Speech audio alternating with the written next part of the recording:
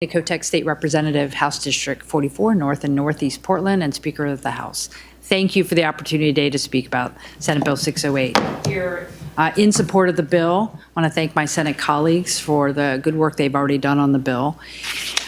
This bill is about predictability and stability for our rental market. It's to provide some stability in the lives of our tenants, as well as a reset of the predictability in the market that we think is definitely necessary at this point. We know we have a housing crisis, and it's not just the rental market. We all know there are a variety of things we need to do this session to work on our crisis, facing the state, facing our tenants, facing people who can't even afford to buy a home.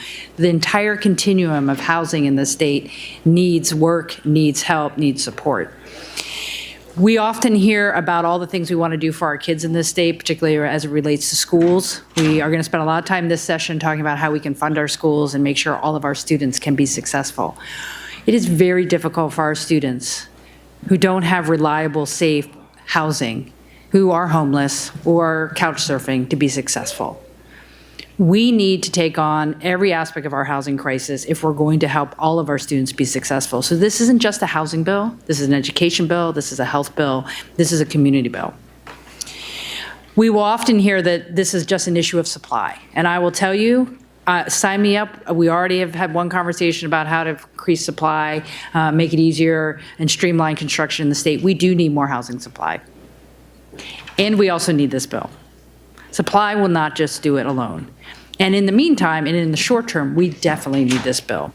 We have seen price gouging in rents. We have seen, I think, a very unfair use of evictions. And by doing this, removing the ability to unilaterally evict people without cause is something we've been working on for years. We need to fix that.